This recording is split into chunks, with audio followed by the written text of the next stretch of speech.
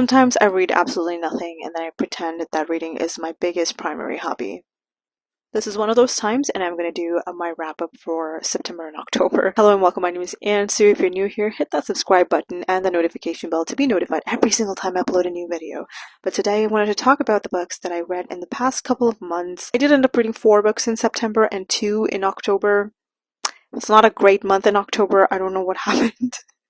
But let's talk about all those 6 books that I've actually ended up reading. Did I stick to my TBR? Absolutely not. No, not a single book has been read from my TBR, but let's talk about the books that I actually did end up finishing. Death at Morning House by Maureen Johnson. This was an interesting book. I did enjoy this. I give it like 3 or 3.5 stars. Marlo is a socially awkward girl, and she goes on this date and accidentally sets fire to this house that she's kind of house sitting, and she's technically not supposed to be there at that point in time. And she burns this house down when she was on a date with this girl, and she's so embarrassed that she kind of flees to the Thousand Islands. There is this one particular island where the morning house is, and it's kind of advertised where she could be a tour guide, and she takes that opportunity and flees. For the rest of the summer, she is working there. She meets up with these bunch of different people, and they seem to also have something that they're kind of hiding. There used to be someone else in their group, and Marlo, is replacing that guy. And she has no idea why she's replacing him, but soon as she gets there, she comes to know that he's actually dead. And he died on the premises at Morning House, and it's just assumed that he kind of fell to his death, and that's it. And then we go through the story. There's more of a mystery to it, so we're following 2 different timelines, one in the 1920s. The reason why the Morning House is famous is because there used to be this family that used to live there, and everybody in that family has died. 2 people actually died in the house, and the rest of them just like kind of dropped dead for some reason. And this family just seems to be very fascinating. So this house is pretty famous, and you're getting like tours and stuff. If you're an OG fan of Maureen Johnson, if you've read like Truly Devious and the rest of the series, you might just want to read this, you might enjoy this, but it is just not as good as the Truly Devious series, unfortunately, so I gave this 3 stars. It was entertaining enough, but I just felt like there were these characters that were there just to show that Maureen Johnson was very inclusive. And this is coming from a brown girl, and I was just reading and there was a brown character in here, and I was just like, everyone felt like token characters. You know, you had one person who was lesbian, one person who was brown, someone who was asexual. Like, it was like a mixed bag of different things. There was a gay character, like like everything was there. Like, it felt like it was just trying to have a lot of token characters in here. That's personally just what I felt. I don't know, maybe it was trying to be inclusive and somebody else might read this differently, but when I saw it, this is my feelings for it, and I don't know. Not the biggest fan of it. It was Maureen Johnson, so I had to support it and read her book, but that's it. Moving on. For a second there, I totally forgot how to pronounce cartographers. But I did read Cartographers by Peng Shepherd, and I just thought this was a very interesting concept, so I grabbed it, and I finally got to reading it. Here's the thing. We have this main character, Nell Young, and her biggest passion is making maps. She's a cartographer. But she gets estranged from her father, who is this very well-renowned cartographer. Her father is a legend in this field, and she kind of gets estranged from him because her father completely ruined her career, because she found this gas station map. It seemed like a piece of junk, really. And soon enough, her father is found dead in the New York Public Library. And the same map that made them lose connection for so many years is also found in his desk. So Nell soon figures out that this map is actually worth something, and she really tries to figure out like what this meant.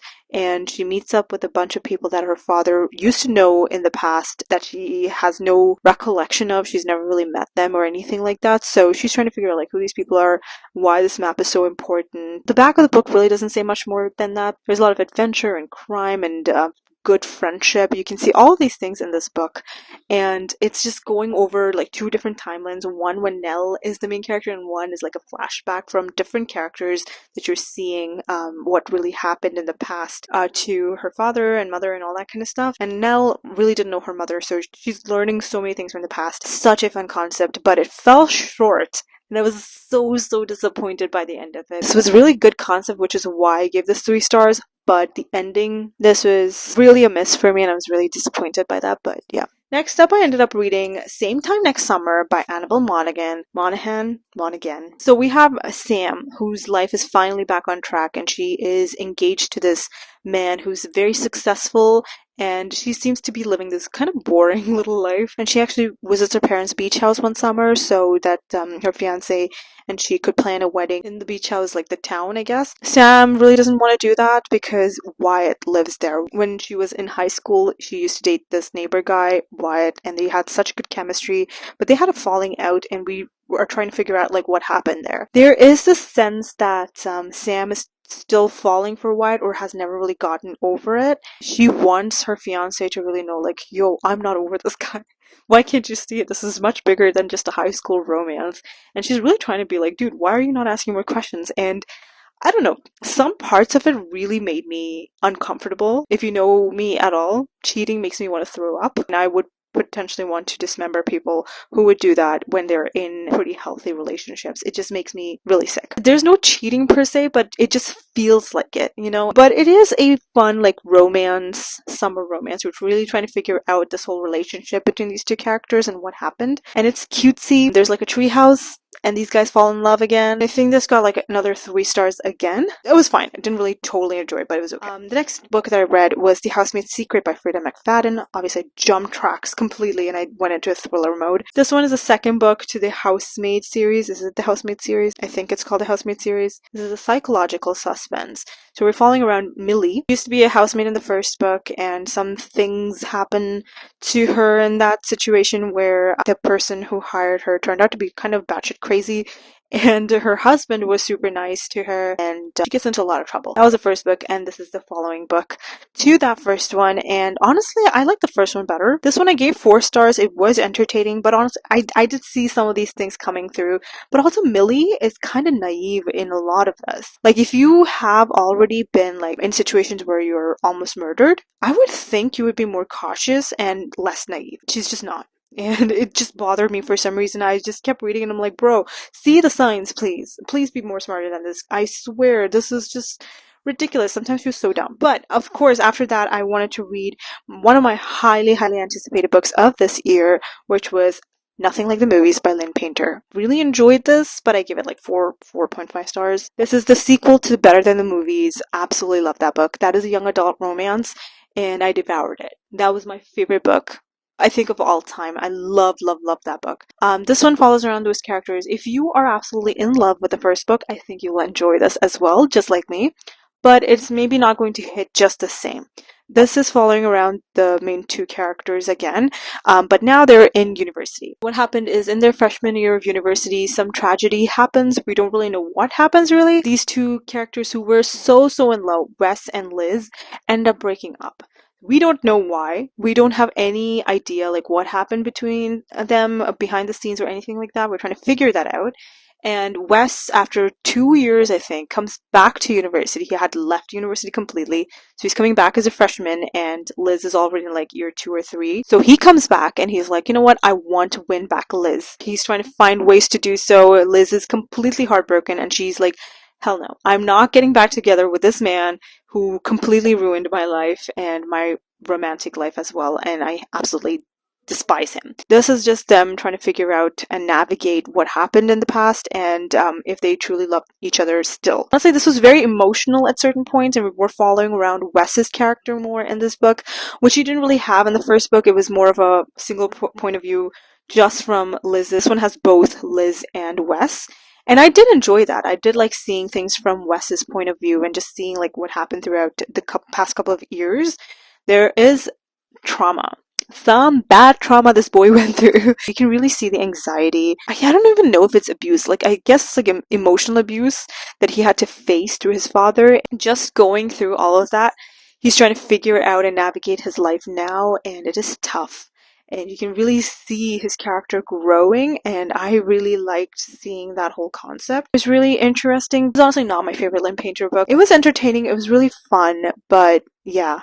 The chemistry that these 2 characters have, it's still there. Yeah, that breakup really did not need to happen. So I was really disappointed by that whole concept.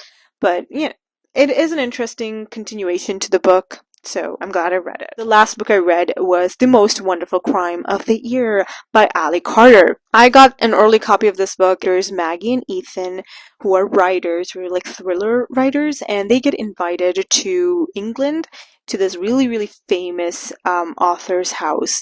Her name is Eleanor. She's like 81 years old or something. She's really old, but she's also like a fantastic mystery writer. And so these two characters get there for like a Christmas party, Christmas night, and it's a huge mansion that they get to. There's a bunch of other people there, Eleanor's nieces and nephews, these two authors, Ethan and Maggie, and also another author named Sir Jasper, and another detective. Like a random set of characters just kind of pop into this house, and they're just like going to be there for this party, and everyone's like curious why the other person is really there. It doesn't truly make a lot of sense, and suddenly one night Eleanor just goes missing, and she's just disappeared from a locked room, so nobody knows, like there's no way out other than through like a window.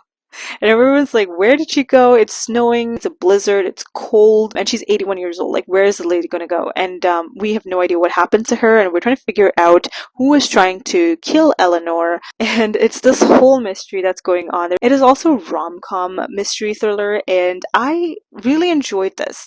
There was just one thing that I was kind of annoyed by. These characters not really communicating with each other.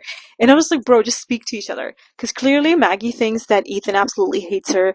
And Ethan can't understand that's actually true.